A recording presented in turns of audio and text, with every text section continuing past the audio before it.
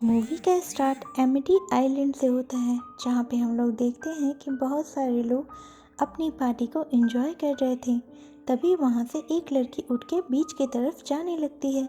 वो वहाँ स्विमिंग करने जा रही होती है।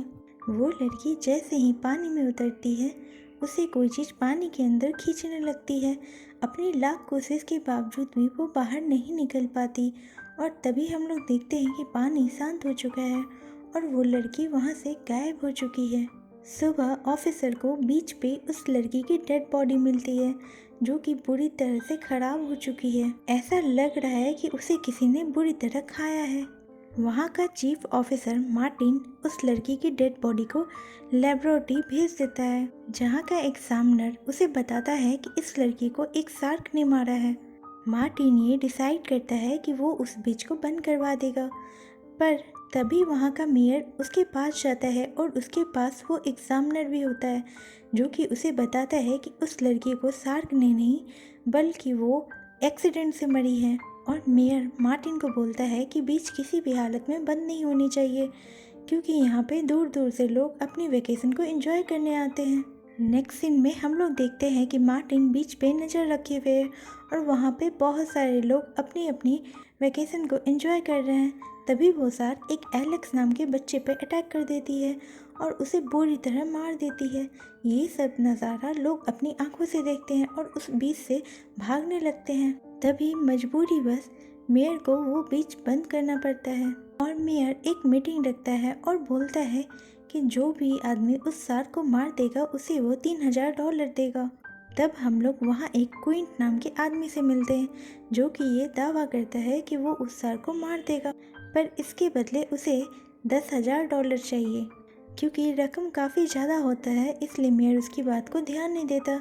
और तभी हम लोग दो मछुआरे को देखते हैं, जो कि उस शार्क को पकड़ने के लिए चले जाते हैं। उनकी लाख कोशिश के बावजूद भी वो शार्क को नहीं पकड़ पाते और मुश्किल से अपनी जान को बचा लेते हैं। नेक्स्ट डे हम लोग हुपर नाम के आदमी को देखते हैं, जिसे शार्क के बारे में काफ़ी नॉलेज था और उसे मार्टिन ने बुलाया था।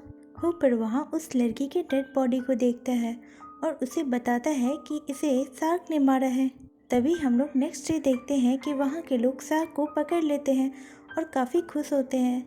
मार्टिन और हुपर भी वहाँ उन्हें देखने जाते हैं, पर हुपर उन्हें बताता है कि ये वो शार्क नहीं है और वो इसे प्रूव कर सकता है इसका पेट फाड़ करके। पर मेयर उसे ऐसा करने से मना कर देता है।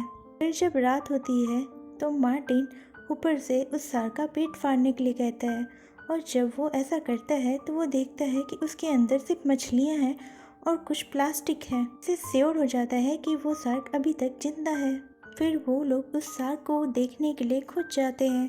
कुछ दूर आगे चलने के बाद उन्हें एक बोट दिखती है, जो कि काफ़ी बुरी हालत में है।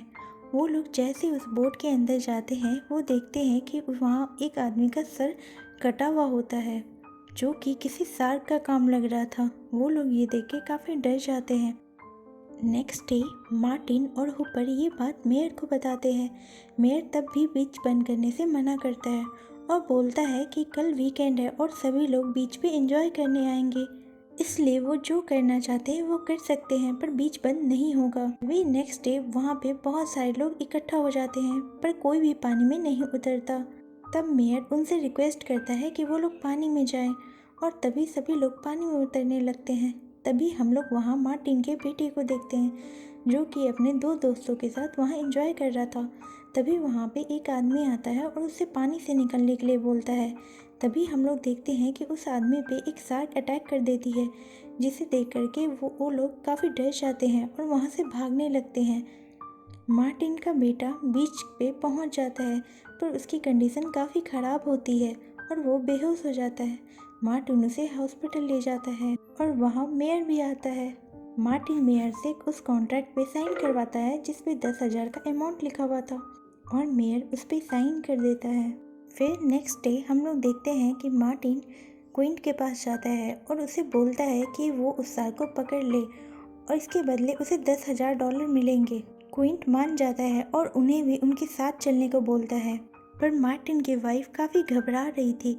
तब मार्टिन उसे समझाता है और क्विंट के साथ चला जाता है। फिर क्विंट पानी में फिशिंग रॉड डालता है और जिसमें कुछ समय बाद वो शार्क पकड़ी भी जाती है, पर उसका वजन काफ़ी बड़ा था, इसलिए वो आसानी से वहाँ से निकल जाती है। फिर क्विंट पानी में चारा डालने लगता है जिससे कि वो शार्क वापस आ जाए। तभी वो शार्क वापस आती है और क्विंट उसे देख करके काफ़ी हैरान हो जाता है, क्योंकि वो शार्क लंबाई में काफ़ी बड़ी थी और उसने इससे पहले इतनी बड़ी शार्क कभी भी नहीं देखी। फिर वो लोग क्विंट को बोलते हैं कि उन्हें इससे बड़ी बोट चाहिए होगी। फिर वो शार्क वापस आती है उन पे अटैक करने के लिए। तभी क्विंट उस पर हमला करने के लिए एक भाला फेंक देता है जो कि एक बैरियर से बंधी होती है, पर वो शार्क उसे भी अपनी तरफ खींच लेती है और उसे लेके पानी में चली जाती है। क्विंट बोलता है कि वो शार्क वापस ज़रूर आएगी। तभी वहाँ रात हो जाती है।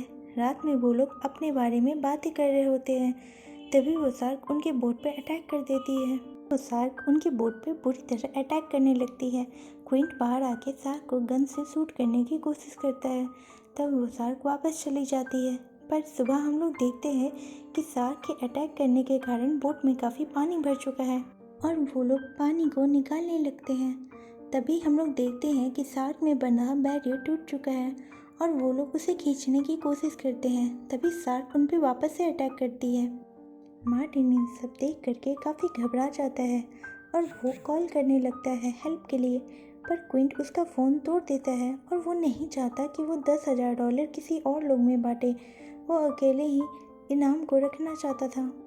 मार्टिन काफ़ी गुस्सा होता है। तभी हम लोग देखते हैं कि वो शार्क उस बोट के आसपास चक्कर लगाने लगती है। क्विंट बाहर आकर के उस एरो से उस शार्क पे फिर अटैक करता है, पर शार्क फिर से उस बैरियर को लेकर के पानी के अंदर चली जाती है। कुछ समय बाद वो फिर से वापस आती है। क्विंट फिर से उस पर अटैक करता है, पर फिर भी वो लोग उसे नहीं पकड़ पाते। तब तक बोट का इंजन काफ़ी ख़राब हो रहा था और उसमें पानी घुस रहा था और बोट ख़राब होने के बाद ये लोग कुछ कर भी नहीं पाते। तभी हुकर बोलता है कि वो एक केज के अंदर जाएगा और उस शार्क को इंजेक्ट कर देगा, जिससे कि इसलिए ये लोग उस शार्क को पकड़ लेंगे। सभी लोग हुकर की बात को मान जाते हैं। हुकर केज के अंदर चला जाता है और ये लोग जैसे ही उसे पानी में डालते हैं, कुछ समय बाद वहाँ पे शार्क आ जाती है, पर शार्क उस केज को भी तोड़ देती है। हुकर जैसे तैसे अपनी जान बचा करके वहाँ से भाग जाता है, पर वो अभी भी पानी के अंदर था। कुछ टाइम के बाद ये लोग केज को ऊपर खींचते हैं। ये लोग देखते हैं कि केज बुरी तरह से टूट चुका है और उसमें हुपर नहीं है। ये लोग सोचते हैं कि हुपर अब शायद मर चुका है और तभी हम लोग देखते हैं कि वो शार्क इन पे दोबारा अटैक करने के लिए बोट पे आ जाती है। बोट पहले से ही बुरी हालत में था, इसलिए वो शार्क के वेट को नहीं झेल पाता और टेढ़ा होने लगता है। तभी क्विंट का हाथ वहाँ से फिसल जाता है और वो शार्क के मुंह में चला जाता है। शार्क उसे बुरी तरह मार देती है। मार्टिन ये सब देख करके भी कुछ नहीं कर पाता, क्विंट की हेल्प नहीं करता। फिर कुछ समय बाद शार्क वहाँ वापस आती है और मार्टिन पे अटैक करती है। मार्टिन अपनी जान बचाने के लिए शार्क के मुंह में एक सिलेंडर डाल देता है। शार्क वहाँ से चली जाती है और जैसे तैसे मार्टिन उस बोट से निकलने की कोशिश करता है। वो उस बोट से निकल करके ऊपर चढ़ जाता है और अपने साथ एक गन भी ले जाता है। वो उस गन से शार्क पे फायर करने लगता है, पर उससे उस शार्क का कुछ भी नहीं होता। फिर उसका एक गोली शार्क के मुंह में सिलेंडर में लग जाता है और फिर वो शार्क ब्लास्ट हो जाती है। फिर हम लोग कुछ समय बाद हुपर को देखते हैं जो कि पानी के ऊपर आता है। मार्टिन ये देख करके काफ़ी खुश होता है।